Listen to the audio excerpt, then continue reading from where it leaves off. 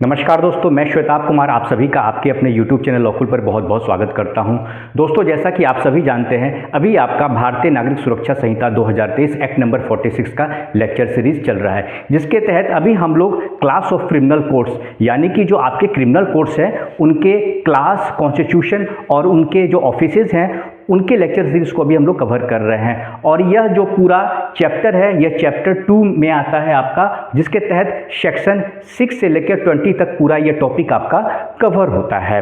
अभी तक हम लोगों ने सेक्शन 6 से लेकर सेक्शन 90 तक के पार्ट को कवर कर लिया है। एक सेक्शन आपका बचा हुआ है जो कि आपका सेक्शन 20 है, जिसके तहत हम पढ़ेंगे directorate of prosecution.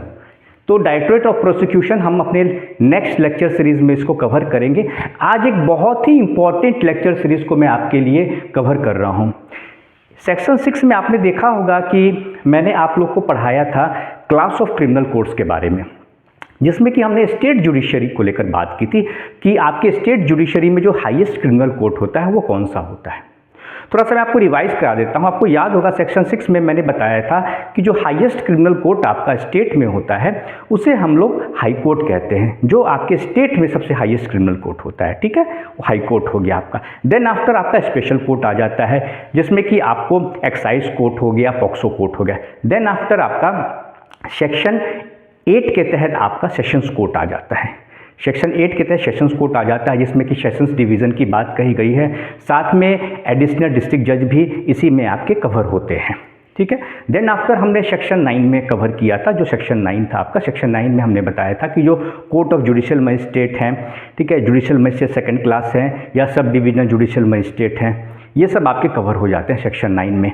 Then after section 10 में हमने पढ़ा था चीफ जुडिशियल मजिस्ट्रेट के बारे में पढ़ा था, court of chief judicial magistrate के बारे में हमने पढ़ा था।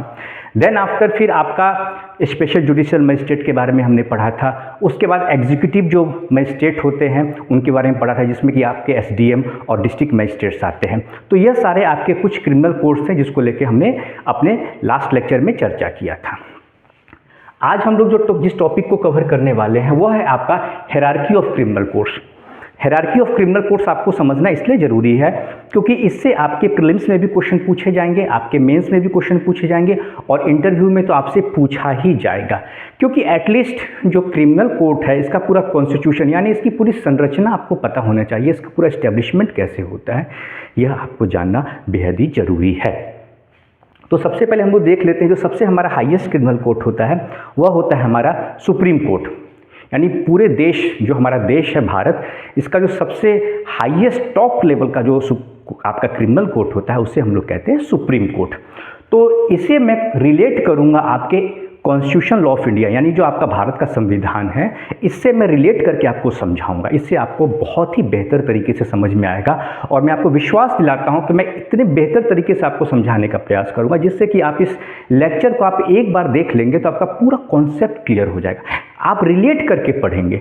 भारतीय नागरिक सुरक्षा संहिता जो आपका नया कानून आया है, इसे संविधान यानी इंडियन कॉन्स्टिट्यूशन से कैसे रिलेट करके हम पढ़ें वह भी आज आप सीखेंगे।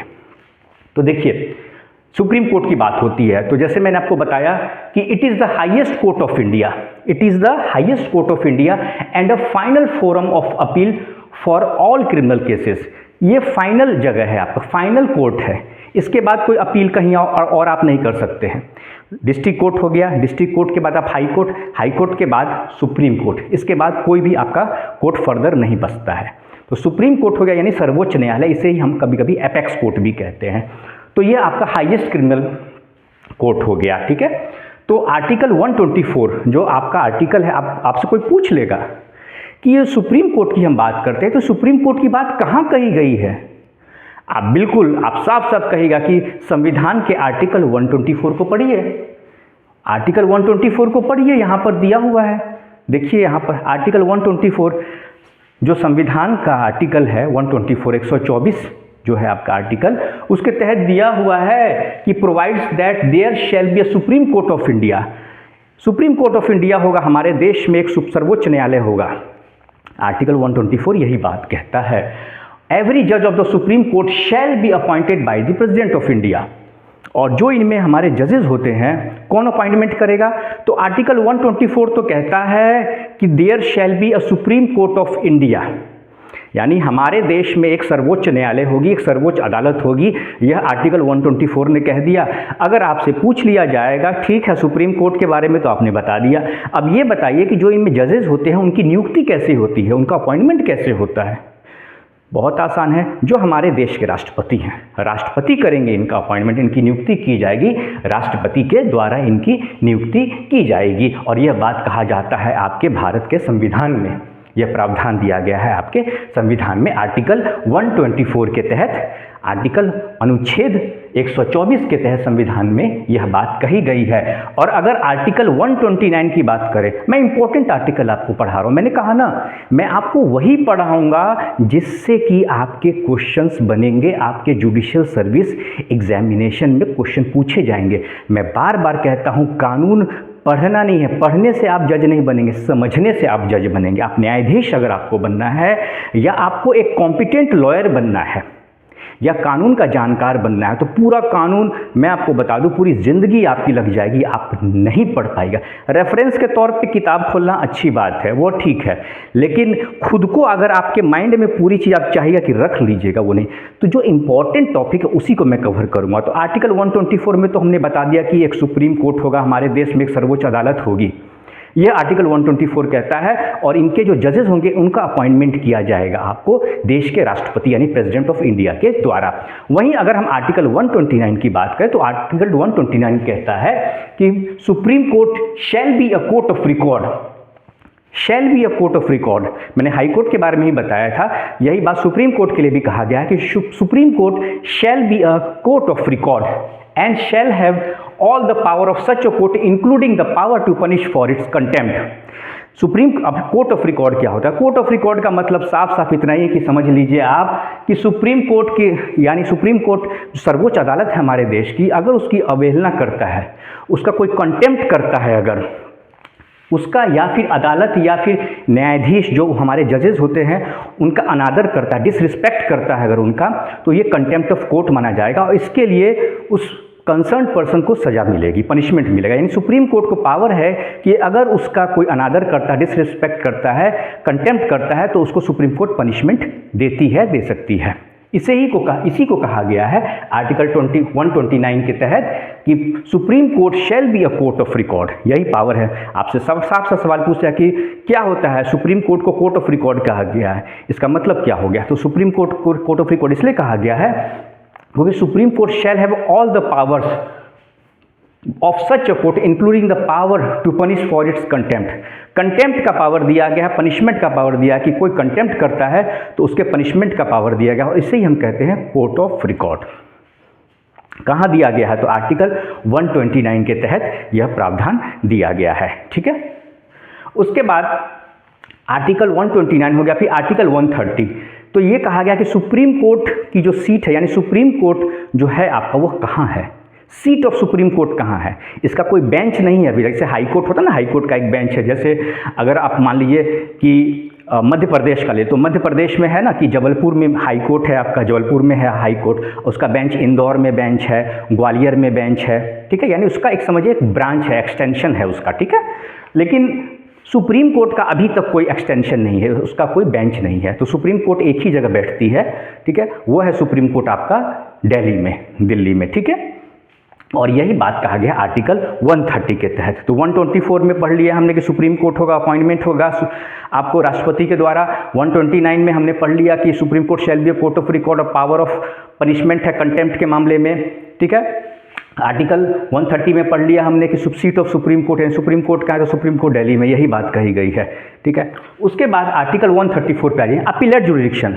अपीलेट जुरिडिक्शन का मतलब क्या हुआ? अपीलेट जुरिडिक्शन का मतलब यह हुआ कि आपको रिलीफ, जैसे बेल के लिए आप गए, आपका कोई मामला है बेल का, डिस्ट्रिक्ट कोर्ट में गए, डिस्ट्रिक्ट कोर्ट से आप हाई कोर्ट आए, हाई कोर्ट में भी रिलीफ नहीं मिला, फिर आप अपील में जो सुप्रीम कोर्ट जाते हैं, वही प्रावधान दिया गया है आपको आर्टिकल 134 ऑफ इंडियन कॉन्स्टिट्यूशन, ठीक है। इसलिए मैंने बताया, देखिए कोरिलेट करके पढ़ा रहा हूँ, कभी नहीं आप भूलेगा। 121 जो है 29, 124 पढ़ा दिया, 129 पढ़ा दिया, अब 134 है। 134 ही के तहत, आर्टिकल 134 के तहत ही आप सुप्रीम कोर्ट जाते हैं और वहाँ पे अपील में जाते हैं, आप अपने मामले को रखते हैं, वहाँ से आप रिलीफ मांगते हैं, ठीक है। तो 134, तो यही बात कहता है article 134, appellate जुडिक्शन of supreme court in appeals from high courts. देखिए अपील्स कहाँ से होगा, डिस्ट्रिक्ट कोर्ट से नहीं होगा, ये हाई कोर्ट से होगा। ये नहीं कि आपका कोई मामला डिस्ट्रिक्ट कोर्ट था, डिस्ट्रिक्ट कोर्ट के बाद सीधे सुप्रीम कोर्ट आप पहुंच गए, नहीं नहीं, प्रॉपर चैनल है। डिस्ट्रिक्ट कोर्ट यानी सेशंस कोर्ट जो आपके है, जिला अदालत है, वहाँ से आप जाइएगा, जिला जज जो कोर्ट होती है उनके डिस्ट्रिक्ट जज की, वहाँ से आप हाई कोर्ट जाएगा। हाई कोर्ट में भी अगर आपको रिलीफ, आपको लगता है कि आपको रिलीफ नहीं मिला है, आपको न्याय नहीं मिला, आपको जस्टिस नहीं मिला, देन आफ्टर सुप्रीम कोर्ट जाएंगे। और यही बात कहता है आपको आर्टिकल 134, इसी के तहत आप अपील में जाते हैं। आप सुनते हैं ना सुप्रीम कोर्ट में अपील में जाना है, तो ये आर्टिकल 134 में आप जाते हैं। अब यहाँ पर हम लोग बात करें अगर आर्टिकल 141 की, आप देखते होंगे कि लॉ के स्टूडेंट के तौर पे मैं बता दूं और एक आम नागरिक के तौर पे भी आपको यह जानकारी होनी चाहिए कि जब हम डिस्ट्रिक्ट कोर्ट में या हाई कोर्ट में या इवन सुप्रीम कोर्ट में भी जब हमारे केस की सुनवाई चल रही होती है, तो हम सुप्रीम कोर्ट के पहले के फैसलों का हवाला देते हैं कि इस मामले में सुप्रीम कोर्ट ने यह बात कही थी। तो उसके आधार पे जो हमारे केस से रिलेटेड जो जजमेंट्स होंगे, पहले के जो फैसले सुनाए गए होंगे, अगर वो हमारे केस में हमारे समझिए कि फेवर की बात करता है, हमारे पक्ष की बात करता है कि नहीं हमारा भी इस तरह का मामला है और इससे लगता है कि हमें रिलीफ मिलेगा, तो उस जजमेंट्स को हम सुप्रीम कोर्ट के सामने हम रखते हैं। ठीक है, इससे क्या होता है कि फिर सुप्रीम कोर्ट को फैसला जो सुप्रीम कोर्ट सुनाती है, तो अगर हमारे केस से संबंधित मामला है तो हमें उससे रिलीफ मिलता है। ठीक है, क्योंकि हम ये हवाला देते हैं, सुप्रीम कोर्ट को बताते हैं कि सुप्रीम कोर्ट के द्वारा जो इस तरह का मामला दिया गया था, मेरा भी मामला इसी तरीके का है और सुप्रीम कोर्ट ने यह रिलीफ यह बातें कही थी और मेरा भी केस इसी तरीके का है। तो यही बात, तो ये किस प्रावधान के तहत है, तो ये है आर्टिकल 141। आर्टिकल 141 कहता है law declared by supreme court, law declared by supreme court binding on all the courts with in the territory of India. Supreme court के जो फैसले होते हैं ना, या कोई कानून बन गया मान लीजिए, तो उसको चैलेंज कहाँ किया जाएगा, सुप्रीम कोर्ट, क्योंकि सुप्रीम कोर्ट एक कॉन्स्टिट्यूशनल कोर्ट भी है, संवैधानिक कोर्ट भी है। कोई भी कानून अगर बनाया जाता है और वह लगता है कि वह with in the ambit of law नहीं है या संविधान के विपरीत है, वह न्याय की बात नहीं करता है, मौलिक अधिकार की बात नहीं करता है, मौलिक अधिकार का वहाँ फंडामेंटल राइट्स का ब्रीच हो रहा है, हनन हो रहा है, तो उसे ही हम सुप्रीम कोर्ट में चैलेंज करते हैं और सुप्रीम कोर्ट देखती है उसको। तो सुप्रीम कोर्ट के जो फैसले होते हैं वो एक तरह का कानून बन जाते हैं। उसी का हवाला देते हुए हम हाई कोर्ट में या डिस्ट्रिक्ट कोर्ट में भी उन फैसलों को रखते हैं, क्योंकि वो कानून के बराबर है, ताकि हमें न्याय मिले। ठीक है, तो ये प्रावधान कहाँ दिया गया, तो आर्टिकल 141 के तहत। आपको मालूम होना चाहिए, लोग कहते हैं ना कि अरे ये बात तो ऐसा हो नहीं सकता है, क्योंकि सुप्रीम कोर्ट ने तो कहा था कि इस फैसले में यह बात सुप्रीम कोर्ट ने कहा था, तो फिर यह बात कैसे पॉसिबल होगा। आप कहते हैं ना कि बेल के मामले में, कोई क्रिमिनल मैटर हो गया ऐसे मामले में, या कोई भी सुप्रीम कोर्ट का फैसला ऐसा होता है, तो वो लोग क्यों कहते हैं कि सुप्रीम कोर्ट ने तो ऐसी बात कही है। तो वो कहते हैं इसलिए क्योंकि सुप्रीम कोर्ट जो फैसले सुनाती है वो कानून का रूप होता है, उसे कानून माना जाता है, लॉ के तहत उसे माना जाता है कि वह एक कानून है, वह लॉ है। तो ये प्रावधान दिया गया है आपको आर्टिकल 141 के तहत, अनुच्छेद 141 के तहत। तो यहाँ पर हमने क्या क्या पढ़ लिया, हमने आर्टिकल 124 पढ़ लिया, आर्टिकल 129 पढ़ लिया, हमने आर्टिकल 130 पढ़ लिया, आर्टिकल 134 पढ़ लिया, देन आफ्टर आर्टिकल 141 पढ़ लिया। आर्टिकल 124 में हमने पढ़ लिया कि एक देश में सुप्रीम कोर्ट होगा, सुप्रीम कोर्ट में जजेस अपॉइंट होंगे और वह जजेस अपॉइंटमेंट होंगे आपको प्रेसिडेंट ऑफ इंडिया के द्वारा, आर्टिकल 124 के तहत। आर्टिकल 129 कहता है कि supreme court B a court of record, यानी कि सुप्रीम कोर्ट को यह पावर है कि सुप्रीम कोर्ट के आदेश की कोई अवहेलना करता है या उनके जजेस का कोई अनादर करता है, डिसरिस्पेक्ट करता है, तो उसके खिलाफ कंटेम्प्ट की प्रक्रिया चलाई जा सकती है। उसके बाद उसे सुप्रीम कोर्ट पनिशमेंट देती है। तो यह आपका हो गया आर्टिकल 129। आर्टिकल 129 के बाद बात करिए आर्टिकल 130 की, यानी सुप्रीम कोर्ट कहाँ होगा, सुप्रीम कोर्ट दिल्ली में होगा, दिल्ली में होगा। यह बात कहाँ कही गई है, यह बात कही गई है आर्टिकल 130 के तहत। उसके बाद आर्टिकल 130 के बाद आर्टिकल 134 के तहत अपीलेट जुडिक्शन, यानी कि अगर आपको रिलीफ नहीं मिला है, डिस्ट्रिक्ट कोर्ट से आप हाई कोर्ट आए, हाई कोर्ट में अगर आपको रिलीफ नहीं मिलता है, तो जब अपील में जाते हैं, अपील में जो आप जाते हैं, आगे की कोर्ट में जाते हैं, सुप्रीम कोर्ट में, तो यह किस प्रावधान के तहत है, किस कानून के तहत, तो यह प्रावधान दिया गया है आपको आर्टिकल 134 के तहत। 134 के बाद आप आते हैं यहाँ पर आर्टिकल 141 के तहत। तो आर्टिकल 141 ये कहता है कि सुप्रीम कोर्ट के द्वारा सुनाए गए फैसले कानून कानून के तहत वह एक लॉ के तहत उसे माना जाता है, जो हमारा कानून है, हमारा जो लॉ है उसके तहत उसको माना जाता है कि वह एक तरह का कानून बन गया है, ठीक है, एक तरह का लॉ बन गया है। और उस कानून को यानी कि जो law declared by supreme court है वह बाइंडिंग ऑन ऑल कोर्ट्स होगा, बाइंडिंग ऑन ऑल कोर्ट्स। कौन से court? With in the territory of India, with in the territory of India. ये नहीं कि सुप्रीम कोर्ट का जो सुप्रीम कोर्ट ऑफ इंडिया का जजमेंट है वो किसी दूसरे देश में लागू होगा, नहीं, या इंटरनेशनल कोर्ट ऑफ जस्टिस में लागू, नहीं, with in the territory of India, जो हमारे देश भारत है उसके क्षेत्राधिकार के तहत वह जो सुप्रीम कोर्ट के जो law declared by supreme court है, सुप्रीम कोर्ट के द्वारा जो फैसले सुनाए गए हैं वह भी कानून के तौर पर वो माने जाते हैं और वह बाइंडिंग होंगे with in the territory of India. तो यह सब कुछ हमने पढ़ लिया। अब हाई कोर्ट के बारे में भी थोड़ा सा हम लोग पढ़ लेते हैं। सुप्रीम कोर्ट की तो बात कर दी, हाईएस्ट क्रिमिनल कोर्ट है। अब बात करते हैं हम लोग हाई कोर्ट की। तो हाई कोर्ट को थोड़ा सा देख लेते हैं। हाई कोर्ट आर्टिकल 214 में कहता है कि there shall be High Court. Article 214 कहता है there shall be High Court, ठीक है। आर्टिकल 215 कहता है कि High court is a court of record. यहाँ भी बात हो गई, वहाँ भी बात हुई थी कि supreme court is a court of record, तो यहाँ भी बात होगी।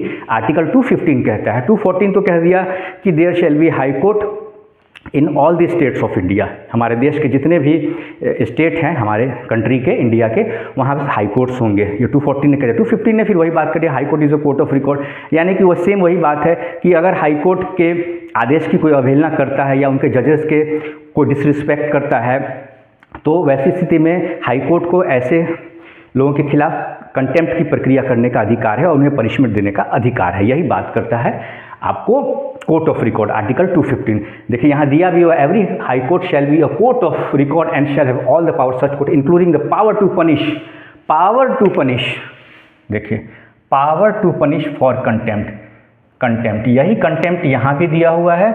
और देखिए यहाँ भी आप देखेंगे शैल have all the power for contempt, तो ये सेम बात है। यहाँ सुप्रीम कोर्ट में दिया है आर्टिकल 129 में, आर्टिकल 129 में दिया हुआ है, कंटेम्प्ट की बात कही गई है कोर्ट ऑफ रिकॉर्ड के मामले में। और यहाँ पर बात कही गई आर्टिकल 215 के तहत, आर्टिकल 215 अनुच्छेद 215 के तहत कहा गया है कि हाई कोर्ट भी एक कोर्ट ऑफ रिकॉर्ड है और अगर इसके आदेश की कोई अवहेलना करता है, जो सुप्रीम कोर्ट, अगर हाई कोर्ट ने कोई फैसला दिया है, कोई ऐसा आदेश दिया है, उसकी अवहेलना की जाती है तो ये कंटेम्प्ट माना जाएगा कि हाई कोर्ट के आदेश की अवहेलना है, या कोई अनादर करता है, डिसरिस्पेक्ट करता है हाई कोर्ट जजेस के, उनके बारे में कुछ बोलता है, कुछ ऐसी बातें जो उनका अनादर हो, उनकी गरिमा को ठेस पहुंचे, तो वैसी स्थिति में भी कंटेम्प्ट का प्रक्रिया हाई कोर्ट चला सकती है। उसके बाद आर्टिकल 216 की बात करें तो आर्टिकल 216 कहता है every high court shall have consist of chief justice and other companion जजेस, यानी आर्टिकल 216 कहता है कि जो हमारे हाई कोर्ट हैं उनमें चीफ जस्टिस होंगे और अदर कंपेनियन जजेस होंगे, ठीक है। यही बात कही गई है कि every high court shall consist of a chief justice and other companion जजेस as the president of India may decide from time to time, यानी कि आर्टिकल 216 साफ साफ कहता है कि हाई कोर्ट में कौन होंगे, चीफ जस्टिस तो एक होंगे, मुख्य न्यायाधीश महोदय तो होंगे, उनके साथ साथ उनके कंपेनियन जजेस भी होंगे और उनकी स्ट्रेंथ यानी उनकी संख्या समय समय पर जैसा भी हमारे देश के राष्ट्रपति हैं, प्रेसिडेंट है, वो डिसाइड करेंगे, वैसे उनकी संख्या का निर्धारण होगा। उसके बाद अगर आर्टिकल 217 की बात करें तो अनुच्छेद जो 217 है, आर्टिकल 217, वह बात करता है अपॉइंटमेंट ऑफ हाई कोर्ट जजेस including chief justice of that high court. तो यह कौन डिसाइड करेगा? तो यह भी प्रेसिडेंट ऑफ इंडिया, यानी अपॉइंटमेंट जो होते हैं हमारे हाई कोर्ट जजेस के इंक्लूडिंग चीफ जस्टिस, वह किनके द्वारा किया जाता है? वह किया जाता है आपको प्रेसिडेंट ऑफ इंडिया के द्वारा। उसके बाद अगर बात करें तो देन आफ्टर आपको हाई कोर्ट की, सुप्रीम कोर्ट की बात हो गई, हाई कोर्ट की बात हो गई। हाई कोर्ट में पढ़ लिया हमने, 214 पढ़ लिया कि there shall be a high court. 215 में high court is a court of record, यानी कंटेम्प्ट जो होता है उसका पावर दिया हुआ है कि उसका पनिशमेंट हाई कोर्ट दे सकती है। अगर कोई अनादर करता है या हाई कोर्ट के आदेश को नहीं मानता है तो उसके खिलाफ कंटेम्प्ट की प्रक्रिया चलाई जाएगी और उससे सजा दी जाएगी। वह यह अधिकार दिया गया है हाई कोर्ट को आर्टिकल 215 के द्वारा। 216 कहता है कि आपको हाई कोर्ट में एक चीफ जस्टिस होंगे, साथ में दूसरे जजेस होंगे। 216 कहता है। 217 कहता है कि इनका अपॉइंटमेंट की बात करता है, हाई कोर्ट जजेस के अपॉइंटमेंट की बात करता है। हाई कोर्ट जजेस की जो अपॉइंटमेंट किए जाएंगे वो अपॉइंटमेंट किए जाएंगे आपको प्रेसिडेंट ऑफ इंडिया के द्वारा।